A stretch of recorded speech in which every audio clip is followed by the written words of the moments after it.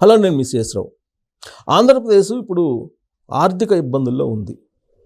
అంటే ఆర్థికేతర అంశాల మీద దృష్టి సారించాల్సిన అవసరం ఉంది. అలాంటి వాటిని ఈ ప్రభుత్వం నిర్లక్ష్యం చేస్తుంది అనేటువంటి అభిప్రాయం కూడా ఉంది.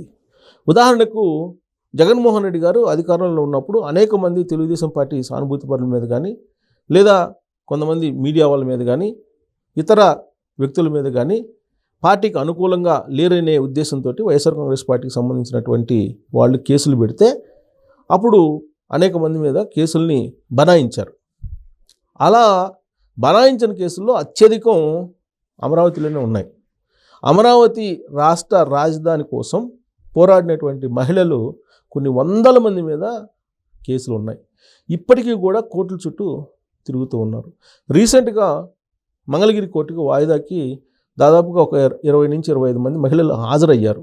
ఆ సందర్భంగా జడ్జి చేసినటువంటి ప్రస్తావన ఏంటంటే, ప్రభుత్వం మారింది కదా, ఇప్పుడు ఈ కేసులకు సంబంధించి రివ్యూ చేయించుకొని ఈ కేసుల్ని ఉపసంహరించుకునేటువంటి ఆలోచన చెయ్యొచ్చు కదా అనేటువంటి ఒక సలహాని జడ్జే ప్రస్తావించారు అని అంటే, ఈ ప్రభుత్వం ఎందుకు ప్రస్తావించలేకపోతుంది అనేటువంటి ప్రశ్న వస్తుంది.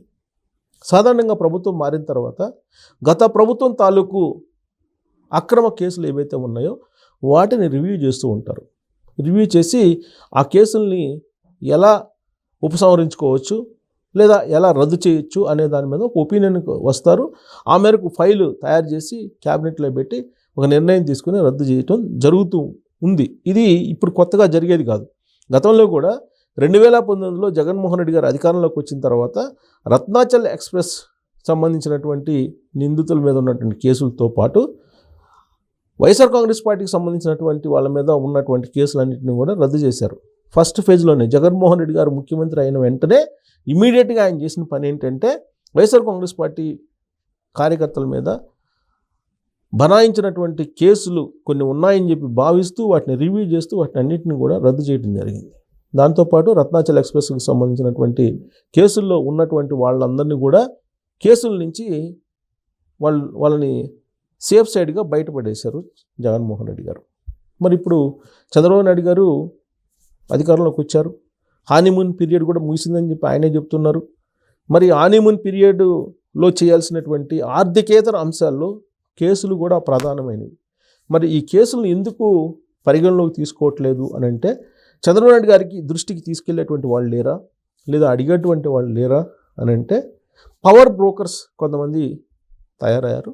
వాళ్ళు ఆర్థిక అంశాలను పరిష్కరించుకునేటువంటి బిజీలో ఉన్నారు తప్పితే, పార్టీలో ఉన్నటువంటి వాళ్ళ మీద కేసులు కానీ, లేదా పార్టీ కోసం పనిచేసినటువంటి వాళ్ళ మీద ఉన్నటువంటి కేసులు కానీ, లేదా జగన్మోహన్ రెడ్డి గారు వివిధ కారణాలతోటి 2019 నుంచి 2024 వరకు అక్రమంగా బనాయించినటువంటి కేసుల విషయం కానీ ఆలోచించాలి అనేటువంటి ఒక ప్రస్తావన కూడా తీసుకురావట్లేదు అనేటువంటి అభిప్రాయం ఇప్పుడు పార్టీలోనే ఉంది. అందుకే చంద్రబాబు నాయుడు గారు ఆ కేసులన్నింటినీ పరిశీలించి వాటిని రద్దు చేయడమో లేదా వాటిని క్యాన్సిల్ చేసి ఉపశమనం కలిగించడమో పార్టీ కార్యకర్తలకు చేయాలి అనేటువంటి ఒక విజ్ఞప్తి తెలుగుదేశం పార్టీ నుంచే వస్తుంది.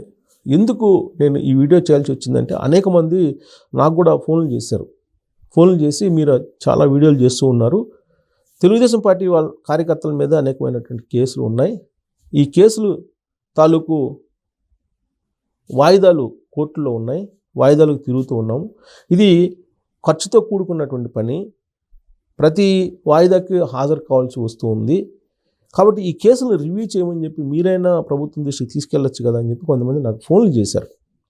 అందుకే నేను ఈ వీడియో చేయాల్సి వచ్చింది. నిజంగా కూడా వాళ్ళది ధర్మబద్ధమైనటువంటి ఒక విజ్ఞప్తి. ఎందుకంటే అక్రమంగా బనాయించినటువంటి కేసులు అనేక ఉన్నాయి.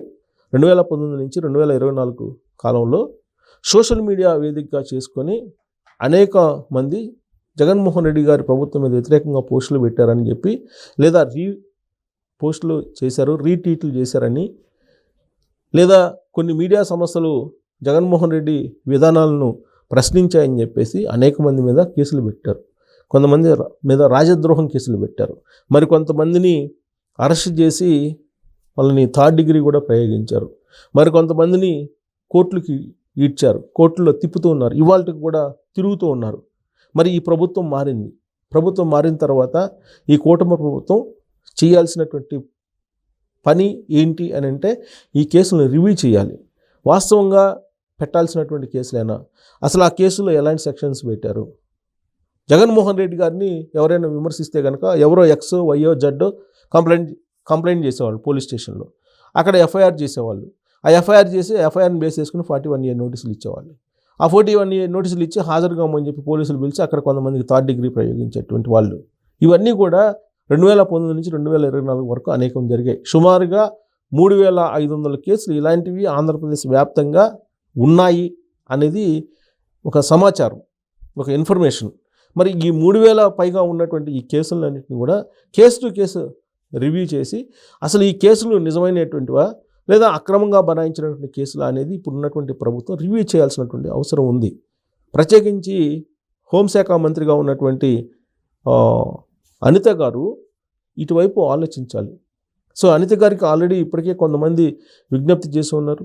తెలుగుదేశం పార్టీకి సంబంధించినటువంటి కార్యకర్తలు కానీ లేదా అమరావతి రైతులు కానీ అనేక కేసుల్లో ఇప్పటికీ కోర్టుల చుట్టూ తిరుగుతూ ఉన్నారు. కోర్టులకు కూడా ఆ కేసులు భారమైనాయి. కేసులు వాదించేటువంటి వాళ్ళు కూడా ఇప్పుడు ఈ కేసులను ఏదో ఒకటి సమీక్షించి ఏదో ఒకటి చేయొచ్చు కదా అనేటువంటి పరిస్థితికి వచ్చారు. మంగళగిరి కోర్టుకి హాజరైనప్పుడు అమరావతి మహిళలు మంగళగిరి కోర్టులో ఉండేటువంటి జడ్జే ఈ ప్రస్తావన తీసుకొచ్చారని అంటే ఆ కేసులు అక్రమంగా బనాయించినవి అని చెప్పి అందరికీ తెలుసు. 2019 నుంచి 2024 మధ్యకాలంలో అమరావతి రాజధానికి భూములు ఇచ్చాము, మాకు న్యాయం చేయండి, మా భూములు మీరు తీసుకున్నారు, మీరు చేసుకున్నటువంటి ఒప్పందం ప్రకారం మాకు ఇవ్వండి అని చెప్పి న్యాయబద్ధమైనటువంటి డిమాండ్ చేస్తూ వాళ్ళు చేసినటువంటి నిరసనలు ధర్నాలకు సంబంధించి కొన్ని వేల కేసులు పెట్టారు వాళ్ళ మీద. పోలీసులు నిర్బంధించారు, పోలీసుల చేత వాళ్ళని కొట్టించారు, అనేకమైనటువంటి కేసులు పెట్టారు రైతుల మీద, రైతులను జైళ్ళకు పంపించారు. ఆ కేసుల్లో ఇప్పటికీ వాళ్ళు తిరుగుతూ ఉన్నారు. అనేక మంది జర్నలిస్టులు కేసులు ఎదుర్కొంటూ ఉన్నారు. గత ప్రభుత్వం తాలూకు కేసులు ఇప్పటికీ కూడా ఉన్నాయి. వాటిని ఎదుర్కోవడానికి ఆర్థికపరమైనటువంటి పరిస్థితులు కూడా అనుకూలించాలి.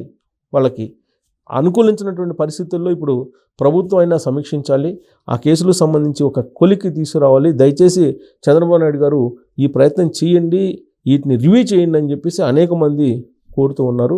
ఆ విషయాన్ని నాకు ఫోన్ల ద్వారా ఒకళ్ళిద్దరు మాట్లాడారు కూడా. సో ఈ ప్రభుత్వం, ఇప్పుడున్నటువంటి ప్రభుత్వం ఆర్థికేతర అంశంగా దీన్ని పరిగణించవచ్చు. ఆర్థికపరమైనటువంటి అంశం అయితే కాదు ఇది, వాస్తవంగా న్యాయబద్ధమైనటువంటి డిమాండ్ కూడా. సో కేసులు ఉన్నటువంటి వాళ్ళు అనేక మంది ఉన్నారు. రాజద్రోహం కేసులు పెట్టించుకున్నారు, 41A నోటీసులు ఇచ్చిన తర్వాత కేసులు బనాయించారు, అనేకమైనటువంటి కేసులు. అసలు 41A నోటీసు ఇవ్వకుండా డైరెక్ట్గా అర్ధరాత్రి వేళ తీసుకెళ్లి పోలీస్ స్టేషన్లో పెట్టి రకరకాల సెక్షన్లతోటి కేసులు పెట్టి హింసించినటువంటి పోలీసులు అప్పట్లో ఉన్నారు. ఆ కేసులన్నింటినీ కూడా రివ్యూ చేసి ఆ కేసుల నుంచి ఉపశమనం కలిగిస్తే తమ పని తాము చేసుకుంటామని చెప్పేసి వాళ్ళు అనేక సందర్భాల్లో ప్రస్తావిస్తూ ఉన్నారు. చాలామంది ఫోన్లు కూడా చేశారు. సో వాళ్ళకి ఉపశమనం కలిగిస్తారా చంద్రబాబు నాయుడు గారు? ఇంకా టైం తీసుకుంటారా? ఇప్పటికే కోర్టు చుట్టూ తిరగలేక ఇబ్బందులు పడుతూ ఉన్నారు అనేక మంది. వీళ్ళందరూ కూడా ఆ రోజున జగన్మోహన్ రెడ్డి ప్రభుత్వ విధానాలకు వ్యతిరేకంగా పోరాడినటువంటి వాళ్ళే. బహుశా జగన్మోహన్ రెడ్డి గారికి నచ్చలేదు కాబట్టి వాళ్ళ మీద కేసులు పెట్టించారు.